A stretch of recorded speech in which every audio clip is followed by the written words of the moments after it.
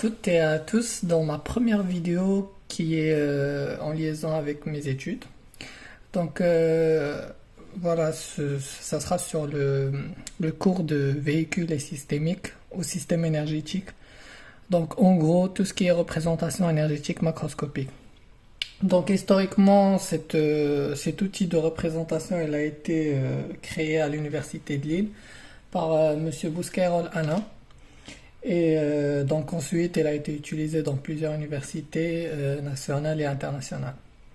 Donc pour mieux comprendre un peu le contexte, on va imaginer une situation qui est le fait donc d'une voiture qui roule, une voiture thermique.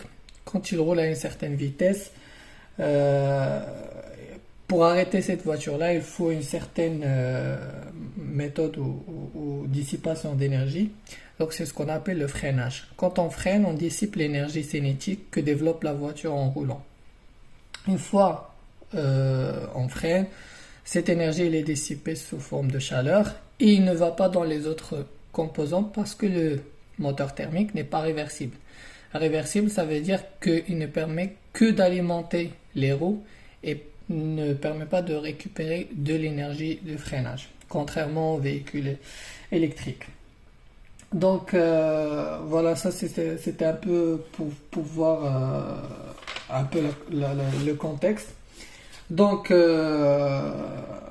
tout ce qui est véhicule, donc il demande une conversion d'énergie pour réaliser un déplacement. Et donc la REM, la représentation énergétique macroscopique, il utilise plusieurs approches. Parmi ces approches-là, la systémique. Donc c'est une approche globale, en particulier le véhicule dans son environnement. Donc c'est ce qu'on va étudier. On va étudier le véhicule dans son environnement. L'objectif de tout ça, donc de cette représentation, de cette étude-là, c'est de gérer au mieux l'énergie des véhicules donc électrifiés.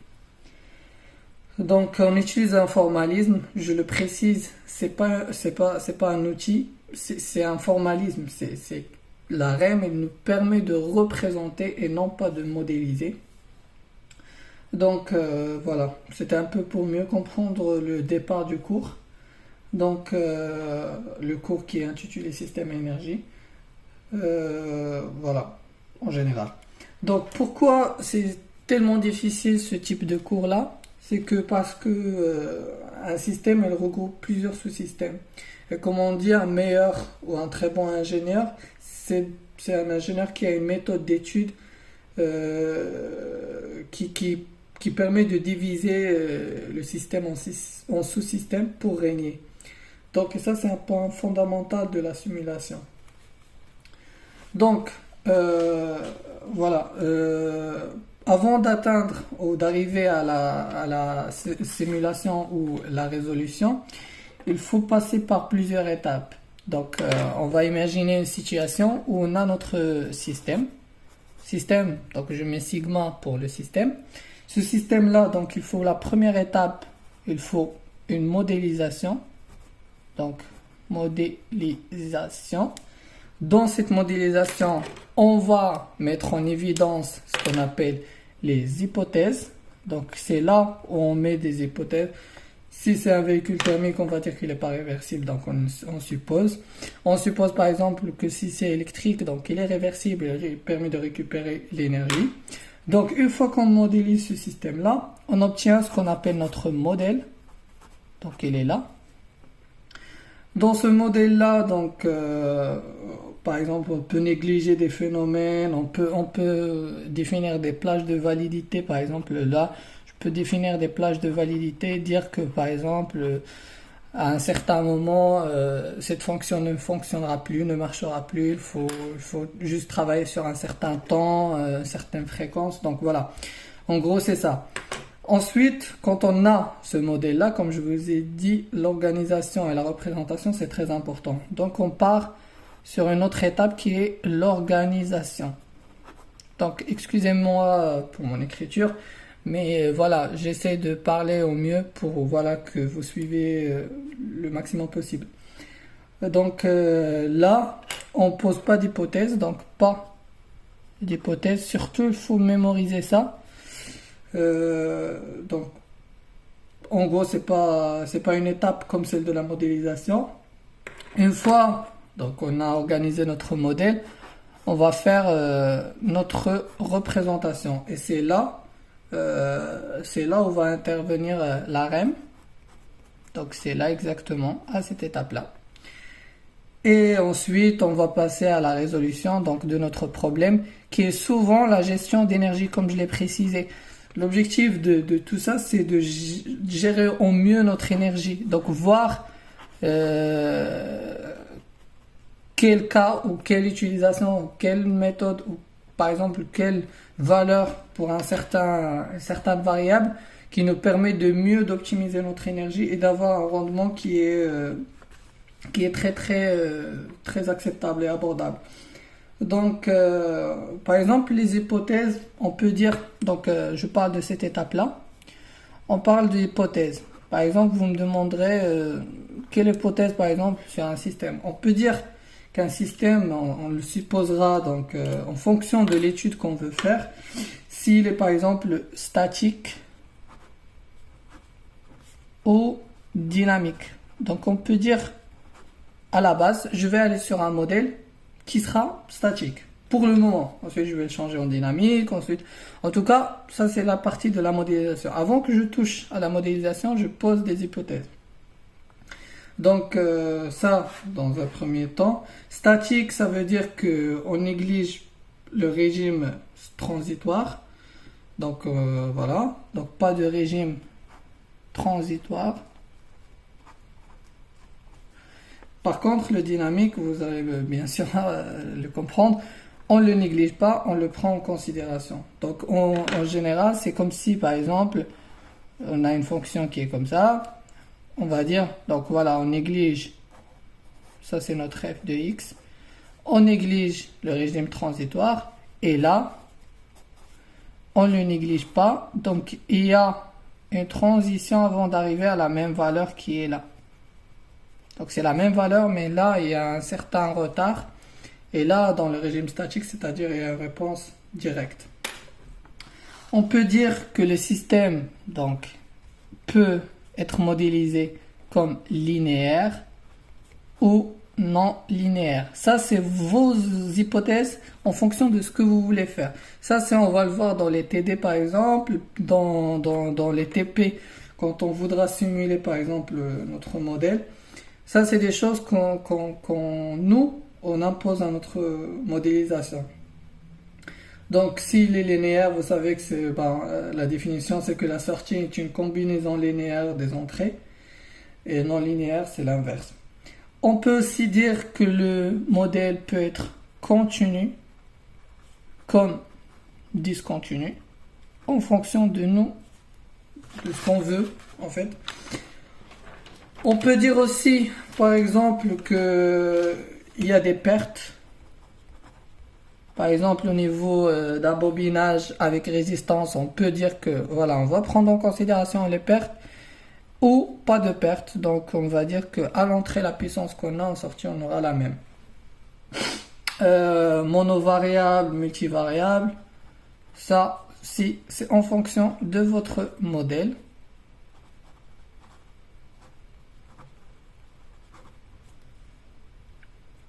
On peut dire aussi que c'est un système causal ou non causal, sachant que la REM, c'est obligatoire de respecter la causalité. C'est un des fondamentaux de la représentation énergétique macroscopique. Un système doit être causal. Donc, ça, c'est en général ce qu'on aura besoin pour comprendre le cours. Donc, première chose qu'on va faire, on va comprendre c'est quoi un système. Donc, pour vous, c'est quoi un système? Un système, ce n'est rien d'autre qu'un ensemble de sous-systèmes.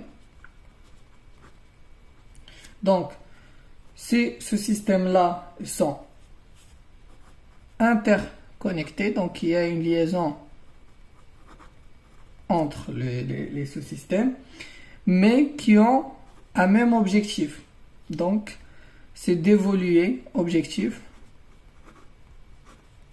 comme pour commun, c'est qu'il évolue dans le même environnement. Donc voilà. Bon, mon écriture c'est pas top, mais bon. Donc pour que voilà, pour étudier un système, comme je vous l'ai dit, il y a plusieurs approches. Là, on avait parlé de la systémique. Là, on parlera, par exemple, il y a deux approches qui sont aussi très importantes. Donc, ce que vous connaissez, la systémique, dont je vous ai parlé, et la cartésienne. Alors, pour la cartésienne, c'est une étude. Donc, les deux sont des études, mais c'est là, ce qui la caractérise, c'est qu'il est indépendante. Elle est indépendante des sous-systèmes. Donc, indépendante des sous-systèmes, c'est-à-dire tout simplement qu'on s'en fout, qu'on néglige les interactions. Par contre, la systémique, c'est une étude qui est très très globale. Donc, je ne sais pas si vous voyez, ouais, là c'est bon. Donc, qui est très très globale, qui englobe tout, et qui prend en considération les interactions. Et donc là, dans la systémique, ce qui nous intéresse aussi, c'est qu'il y a deux approches dans ces systémiques. Donc, il y a la cybernétique, et il y a aussi la cognitive. Ça aussi, c'est des approches. Et donc, là, c'est une boîte noire et la boîte blanche. Moi, je les nomme ainsi pour mieux les comprendre. Donc, dans la boîte noire, on ne sait pas ce qui se passe vraiment dans le système. Donc, de quoi il est composé, comment il est fait, quelles sont les variables à l'intérieur. Ça ne nous intéresse pas vraiment. Ce qu'on sait, c'est qu'à son entrée, par exemple, il y a une tension, une puissance, et en sortie, combien on perd et combien on obtient en sortie. Par contre, la cognitive, c'est une boîte blanche. Je sais tout ce qui se passe à l'intérieur. Donc, je sais, moi, par exemple, dans un filtre RC ou RLC, mon bobinage, ma résistance, comment elle fonctionne, le condensateur, comment il fonctionne. Ça, c'est la cognitive. Donc, première chose, on va parler du principe général de la systémique.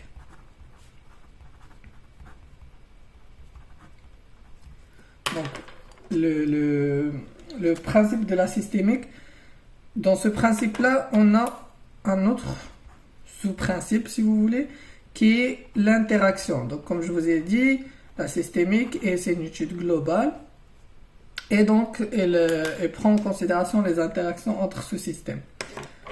Donc, j'ai un système A et un système B.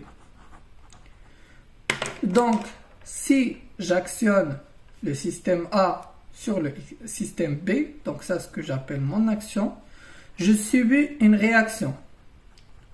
Et c'est ça le principe de l'interaction. Et donc, ma puissance instantanée, c'est mon action fois ma réaction. Et ça, c'est très important, il faut le comprendre. Je ne sais pas si vous... Ouais, bon, je vais éviter de descendre tout bas. Comme je vous ai dit, c'est très important aussi de comprendre cette notion-là d'action et de réaction. Prenons un exemple. Donc, exemple. Si j'ai un système composé de, par exemple, un condensateur, que je vais mettre comme symbole le symbole du condensateur, et j'ai une bobine. Donc voilà, j'ai une bobine. Donc mon condensateur en sortie, il me donne une tension, ça c'est connu. Et la bobine, quand je l'actionne en tension, il me donne en réaction un courant. D'où la puissance instantanée U fois I. Donc ça, c'est plutôt connu sous certaines conditions, mais voilà, c'est ça la manière de travailler en général pour l'approche d'action-réaction ou d'interaction. Un autre principe qui est le principe d'émergence. Donc là, principe d'émergence. Ici, c'est-à-dire si j'actionne un système avec un autre système B, j'obtiens en sortie donc un système qui est automatiquement A plus B. Si je considère que A il a une propriété P2, P3, P1, P2, P3, et le deuxième système il a deux propriétés qui est P4, P5. Le principe d'émergence me dit que pas forcément j'obtiendrai, comme vous le croyez, des propriétés comme ça. Je peux en perdre, par exemple, et d'avoir d'autres propriétés qui apparaissent. Donc ça, c'est ce que nous permet cette étude globale du système, de voir toutes les propriétés, toutes les variables qu'on obtient dans un système, dans sa globalité. Donc ça, jusque-là, je crois c'est bon.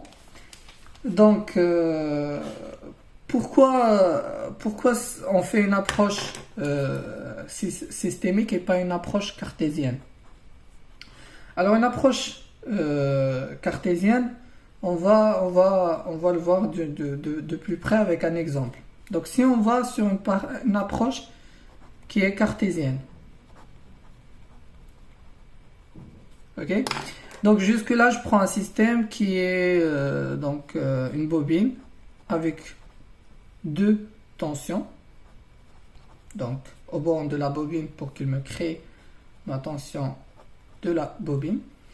Si je dis par exemple que la bobine donc elle a une résistance interne, ma tension U1 il vaut ma tension au niveau de la bobine plus la résistance interne, plus U2. Jusque là, tout est bon.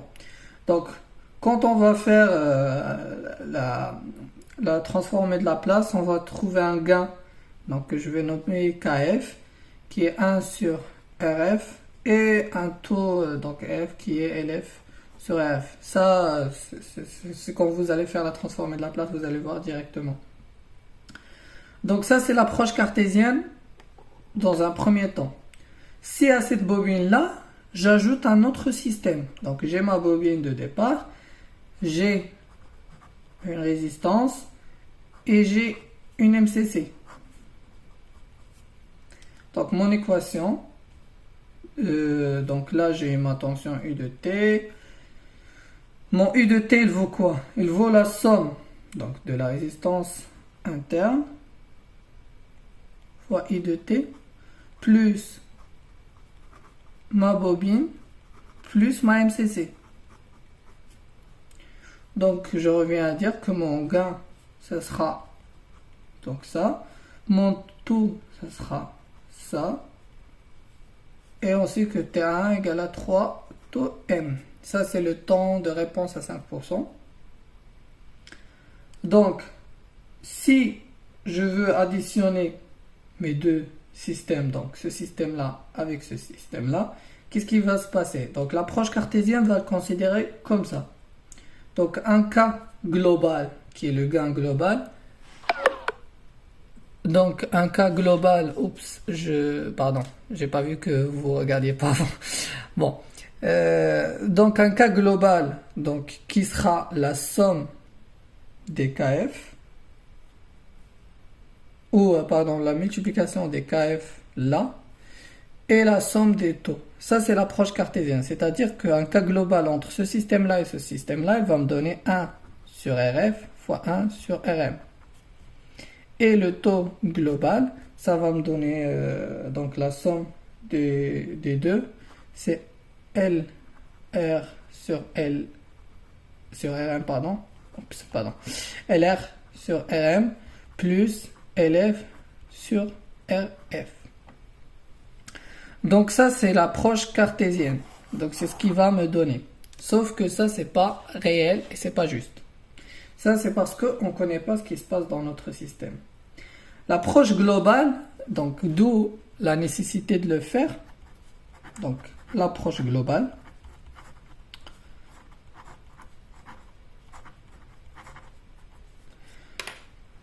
Son importance vient là. Donc, je vais vraiment, donc comme je connais mon système, je vais vraiment additionner les choses une par une. Donc, j'additionne effectivement ce système avec ce système-là. Donc, dans le premier système, donc j'avais mon U1 de T, donc qui est là. Donc, qui vaut RF I de T plus LF TI sur DT plus donc U2. Donc U2 là, c'est mon nouveau système là. Donc c'est mon U2, je la remplace. Plus RM fois I de T. Vu que c'est le même courant, donc je garde le même courant. Plus donc ce qu'on appelle la bobine. Donc la bobine là, qui se trouve dans la MCC. Plus ma force électromotrice. Donc si je fais, je fais la somme des I. Donc j'ai un RF plus RM. Top. Et vu que c'est le même courant, donc j'ai un LF plus LM DI sur DT plus ma MCC. Donc, un cas global que je vais obtenir, c'est bon. Un cas global que je vais obtenir qui est 1 sur RF plus RM et un taux global qui est LF plus LM sur RF plus RM. Et donc, ça, c'est avec mon approche globale. Et quand je regarde par rapport à ça, c'est pas la même chose. Et bien sûr, ça, c'est plus juste et plus cohérent et qui arrive à un résultat à la fin qui est juste.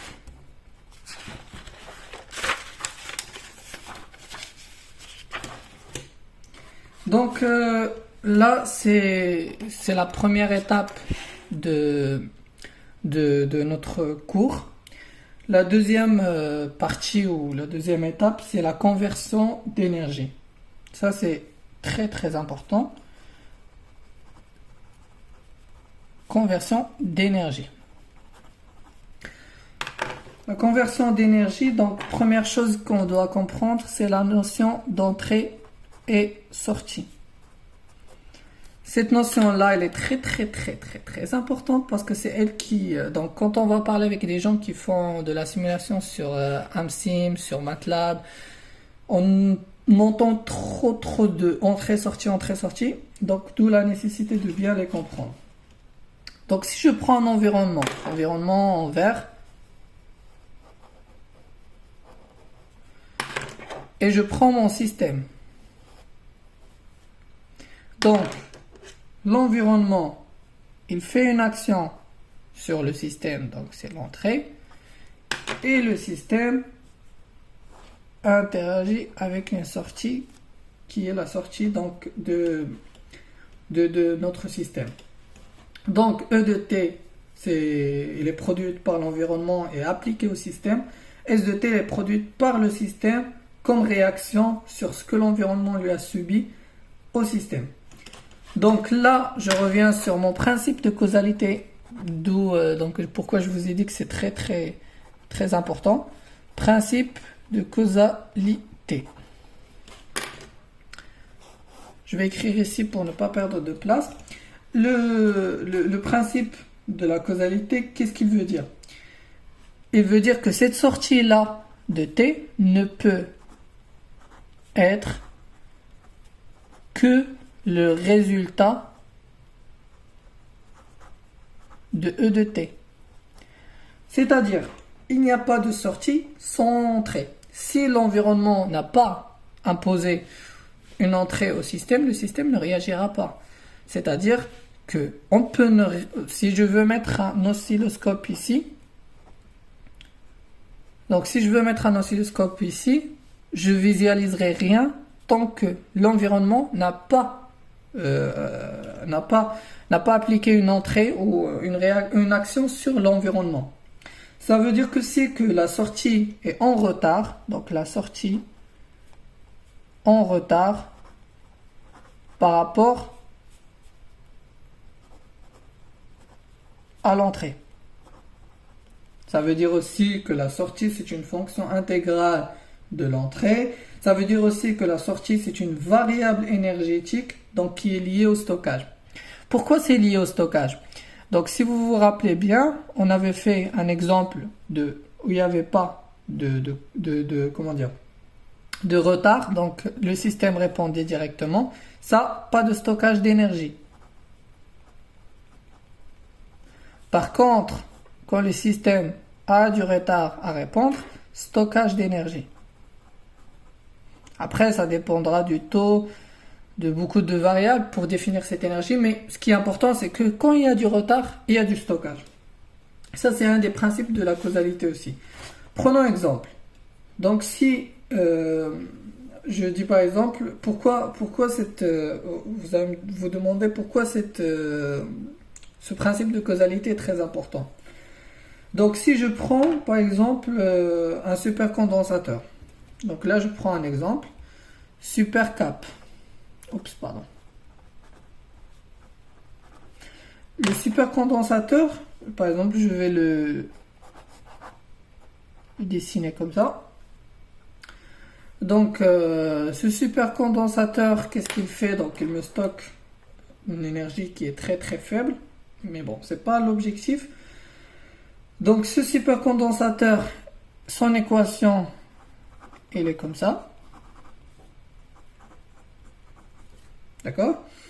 Donc, si, par exemple, à ce condensateur, je donne un courant et j'obtiens en sortie une tension. Qu'est-ce qui va se passer? Donc, je donne un courant, j'obtiens une tension en sortie qui est donc, normalement, si on néglige l'énergie stockée, donc ça va être comme ça. Mais si on prend du retard, parce qu'il a du retard, donc parce qu'il y a une dérivée ici, donc la sortie, c'est une fonction intégrale de l'entrée, donc le principe de la causalité, donc stockage de l'énergie. Donc voilà, on obtient ça. Et il y a de stockage d'énergie à ce niveau-là. Très bien. Si, par exemple, je ne respecte pas le principe de la causalité, qu'est-ce qui va se passer?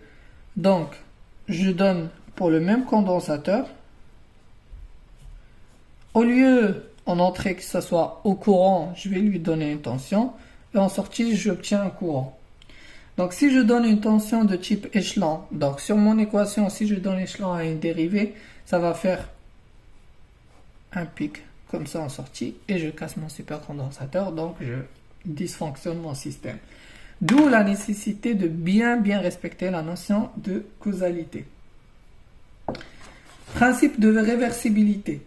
Donc le principe, c'est trop, je sais qu'il y a trop de définitions, mais ces définitions-là, elles sont très importantes tant qu'on les comprend.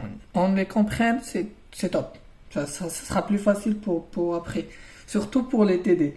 Donc principe de réversibilité.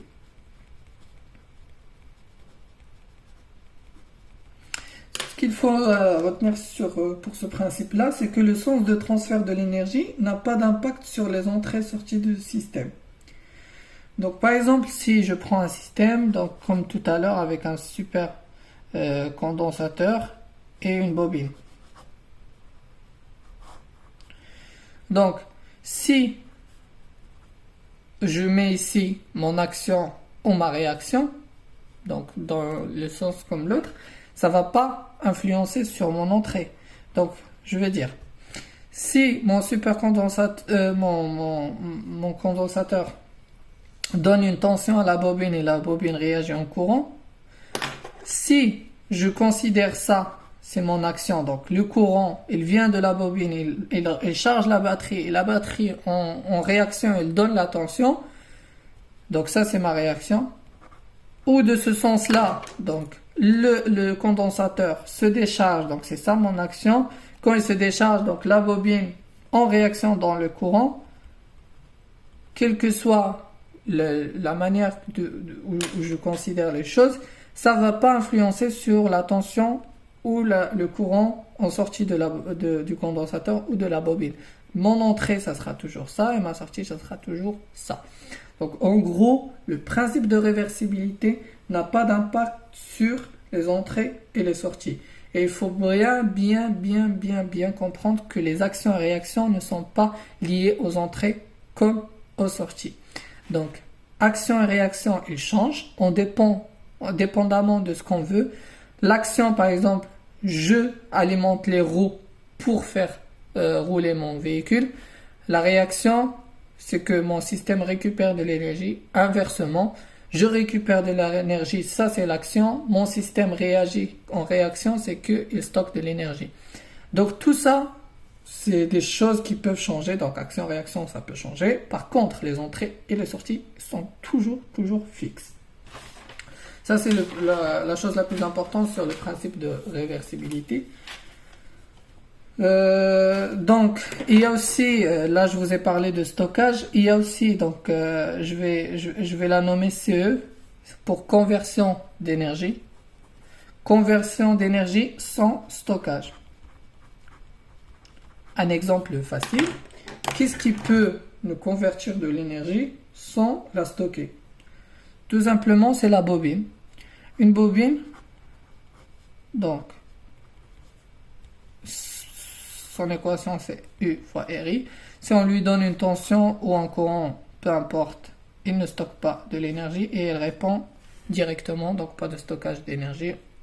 Et que la bobine, c'est un des composants qui peut avoir en entrée un courant ou une tension. C'est ce qu'on appelle la variable flottante. Elle peut être modélisée comme ça, comme il peut être modélisé comme ça. Donc, tant que c'est un élément sans stockage d'énergie, donc sans stockage d'énergie, pas de dérivée dans l'équation. Quand vous voyez pas de dérivée, il n'y a pas de notion de causalité, il n'y a pas de notion de retard, il n'y a pas de notion de stockage d'énergie. C'est une variable flottante, c'est-à-dire variable flottante. En entrée, on peut avoir de la tension, comme on peut avoir du courant, et en sortie de même. On peut avoir un courant, comme on peut avoir de la tension. Et donc après, dans les TD, vous allez comprendre pourquoi la bobine elle est flottante et elle varie, son entrée, son style varie. En tout cas, pourquoi elle varie, c'est qu'il n'y a pas de stockage d'énergie. Quand vous ne voyez pas de variable, il n'y a pas de stockage d'énergie. Quand il n'y a pas de stockage d'énergie, la variable elle est flottante. Donc il peut avoir en entrée comme la sortie les mêmes variables, tension ou courant. Donc maintenant, on va passer à ce qui fait peur aux étudiants. Donc, l'AREM, la représentation énergétique macroscopique. L'AREM, il contient beaucoup d'éléments. Donc, un code couleur, j'ai du mal à le dire. Un code couleur et aussi un code de forme qu'il faut bien respecter.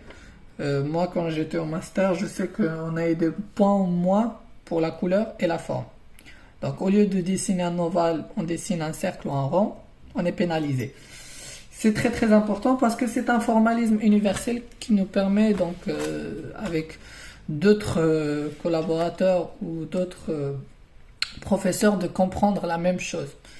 Donc, je vais parler de représentation énergétique macroscopique.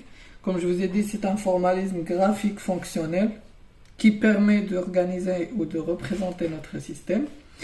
Pourquoi c'est une représentation? Parce qu'il organise ou il a une organisation de modèles.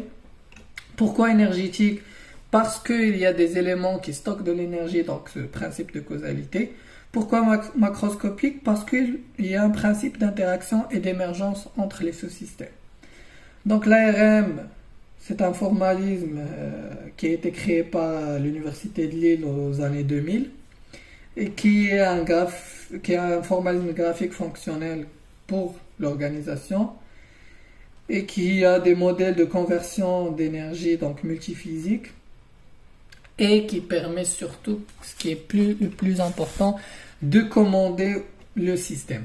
Ça, c'est très important la REM nous permet de déduire automatiquement et systématiquement une commande du système par l'inversion des éléments qu'on va voir juste après. Donc, éléments constitutifs. Donc, les éléments.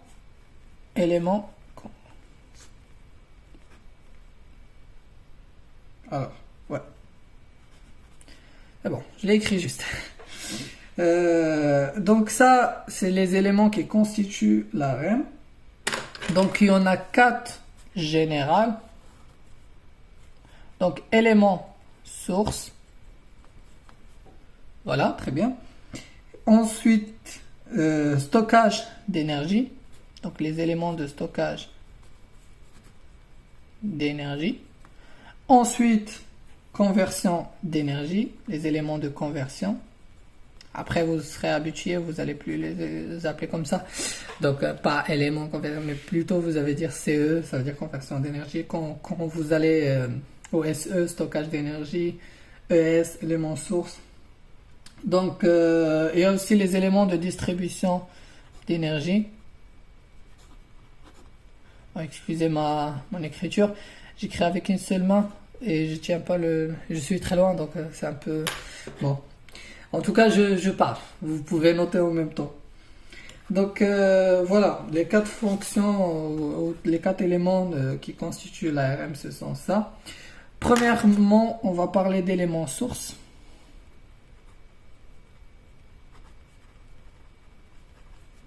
L'élément source, c'est l'élément de départ ou l'élément de la fin, l'élément terminal.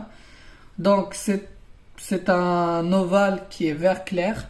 Bon, j'ai pas les couleurs, mais je vais vous l'écrire. Donc élément ovale vert clair avec un contour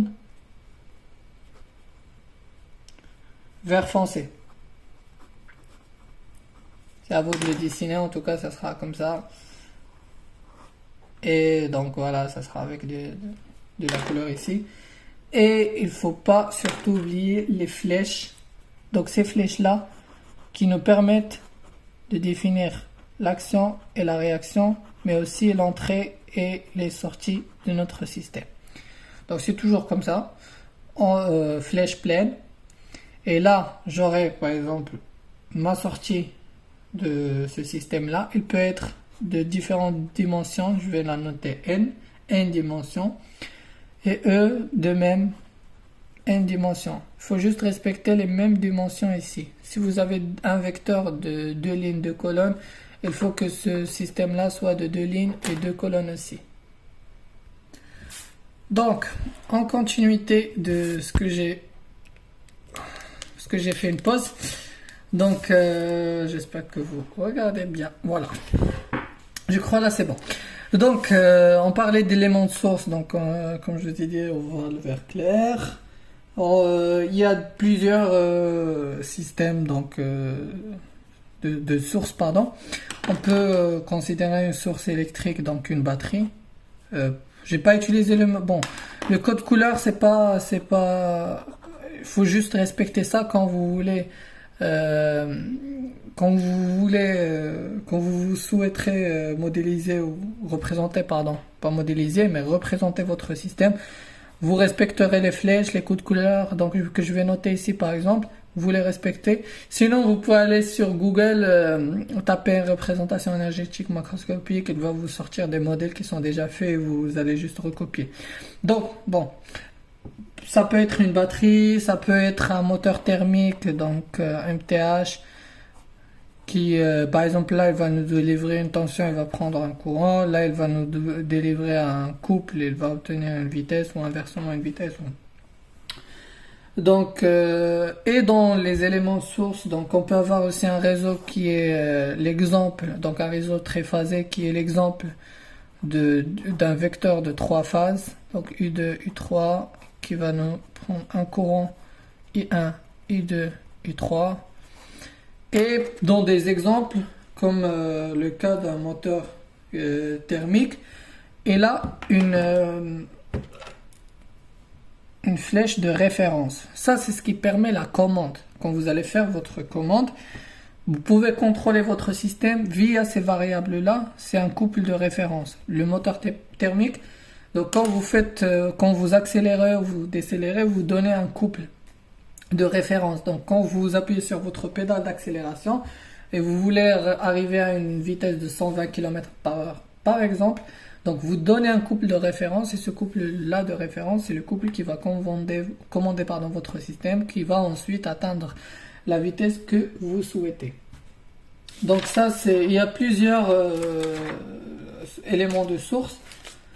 Que je vais pas tous les citer, mais en fonction des TD et des TP, vous allez voir qu'on va travailler sur plusieurs éléments. Autre élément constitutif qui est l'élément d'accumulation. Élément d'accumulation ou élément de stockage. Accumulation. Voilà, j'arrive. Donc cet élément d'accumulation, c'est les éléments qui nous permettent de stocker ou d'accumuler, donc qui stockent de l'énergie, avec ou sans perte, ça dépend de comment vous mettez vos hypothèses. Et donc il y a une sortie. Donc quand je dis élément d'accumulation, il faut retenir des notions que je vais... Donc, élément d'accumulation, qu'est-ce qu'il veut dire? Dans mon équation, il y a une dérivée. Donc, dérivée. Il y a un retard. Il y a un stockage énergie. Il y a perte ou sans perte. Et quand vous voyez ça, il faut le retenir, c'est très très très important. Je le dis, il y a beaucoup de choses qui sont importantes dans ce cours-là pour ensuite nous permettre de voir notre TD. Quand je dis que c'est très important, c'est très très important. Si je prends une équation qui est de cette forme-là,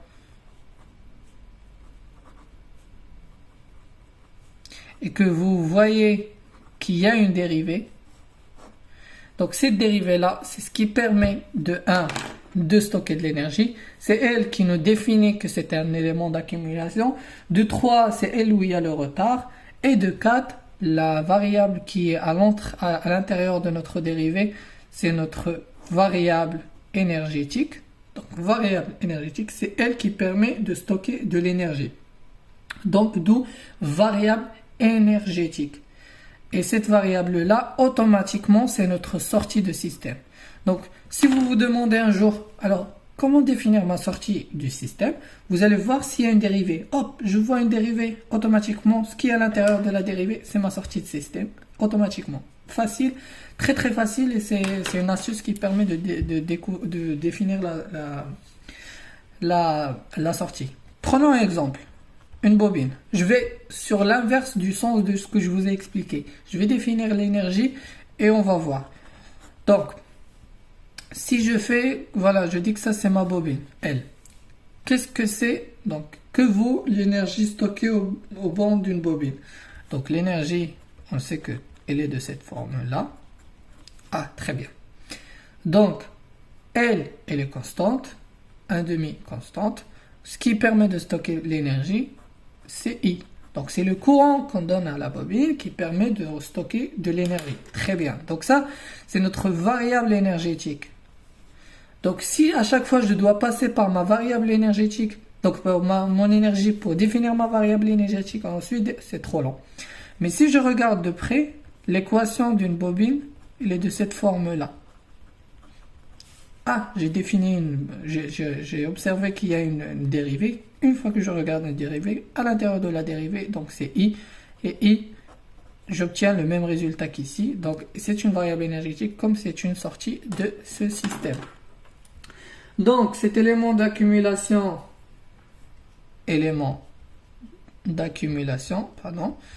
donc on va l'écrire comme... on va le dessiner de cette façon-là. Donc, c'est un rectangle orange barré à l'intérieur avec un contour rouge. Donc, j'ai pas le code de couleur, mais bon, je vais juste vous montrer. C'est un rectangle barré. de ce sens-là. Si vous faites le sens inverse, ça définit autre chose et ça veut dire autre chose. Bien sûr, de cette façon-là.